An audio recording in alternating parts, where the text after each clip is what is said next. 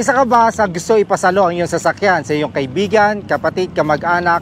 Pues, pakinggan nyo muna ito sasabihin ko, baka mamaya ay madali kayo ng tinatawag na mortgage law. So, i-explain ko sa inyo kung ano ba yung mortgage law. At isa ka rin ba sa mahilig magpalit ng kulay ng sasakyan?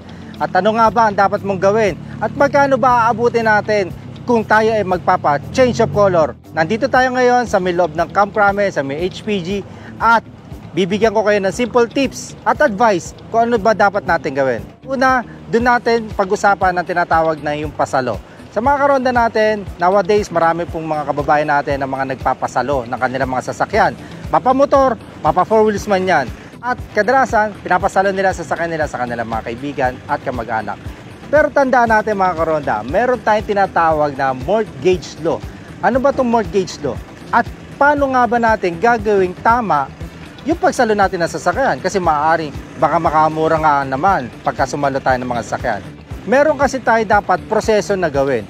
Huwag tayo yung tipong sa tabi lang ng gilid ng kalsada, nagkaroon ng deal at magkaabutan ng pasalo na pera, then yung sasakyan mo, ipagkakatiwala mo na sa iba. Ang problema niyan, pag yan ay hindi alam po ng bangko, yan na po papasok ang mortgage law na tinatawag. Maaari kasi na may mangyari sa sasakyan mo kung sakali yung pinasahan mo ay hindi na hinulugan o kaya ito'y tinakas. Bandang huli, kayo po pa rin ang hahabulin ng bangko. Paano maging legal ang pasalo sa inyong mga kamag-anak, kaibigan o kung sino pa man?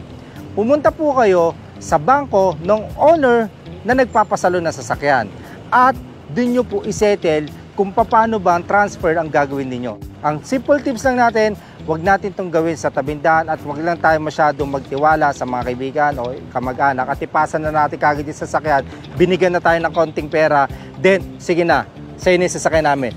So huwag po tayo basta magtiwala doon at baka nga bandang uli, may mangyari sa sasakyan, huwag naman sana ay kayo pa rin hahabulin ng bangko.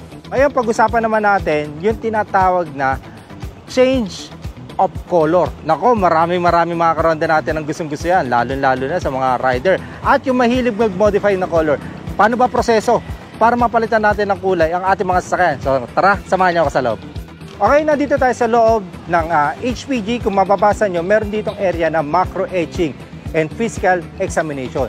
Kung makikita nyo, yung mga sasakyan na yan sa paligid, yan po ay mina-macro etch na at ito'y ina-apply na yung change of ownership ng mga sasakyan. So, iba pa yung change of color.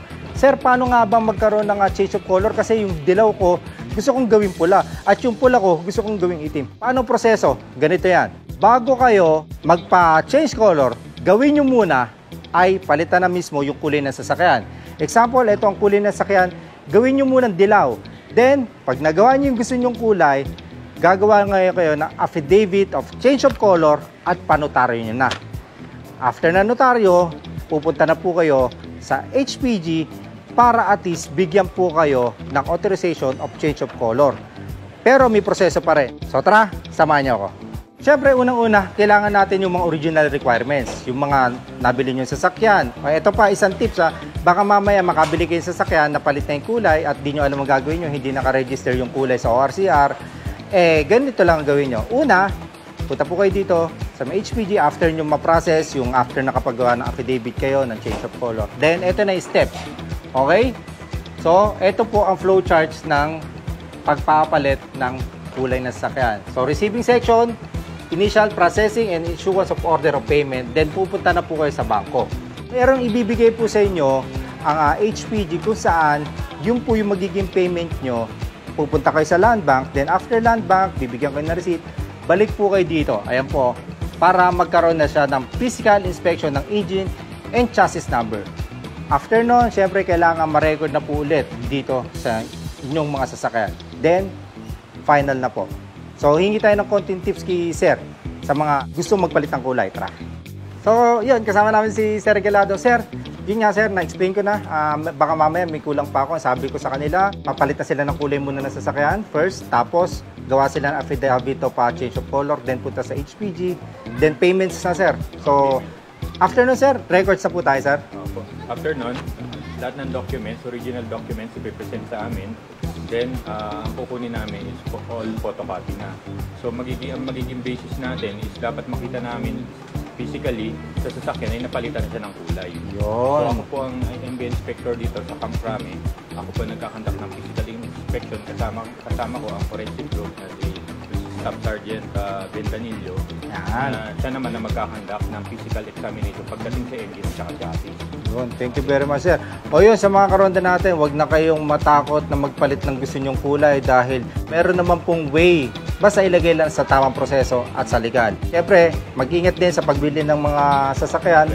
Check nyo mabuti ORCR kung legit. No? Pwede nyo pa-check to sa LTO para ma-verify nila yung legitimacy ng sasakyan. Na lang, no?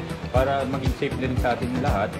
Bali, kung gusto nyo, may interesado kayong sasakyan na gusto nyo bilhin, Yeah. na-present na sa inyo yung document, mas maganda kung in good faith yung seller, mas maganda dalhin natin yung sasakyan dito sa Camp Crame, pinakamalapit na Highway Patrol Clearance Section Division, para magkaroon ng labasan natin siya, bigyan natin siya ng clearance. Clearance. Oo. So, ibig sabihin, pag dumaan sa amin kasi ang sasakyan, na issue namin ng clearance, automatic ang sasakyan natin na bibili ay legit. Yun. So sir, pati ba sa probinsya meron tayong mga offices doon? Actually, ang ginawa namin para maging conveniente sa mga kliyente natin, lahat ng LTO office, nilagyan na namin ng satellite office, Wow. ng HPG clearance. Para kung doon ang mother file nila, halimbawa sa transfer of ownership, doon na rin sila magpapa-clearance. Para Nice, pag-release nice. ng clearance sila, andun na rin ho ang LTO nila. So yun, sa mga karonda natin, nandito po ang inyong mga kapulisan at handang tumulong at tumalalay at gumabay sa inyo. Kung meron lang kayong nalilito kayo o meron kayong katanungan, kung pwede nyo po kami lapitan, makita nyo kami sa kalsada, alalayan namin kayo at tutulungan. Maraming salamat, sir. At thank you po sa lahat ng karonda natin. Ayan, meron po kaming tips sa mga gustong sumalo ng sasakyan at magpalit ng kulay. God bless po sa atin lahat. Peace. See you po.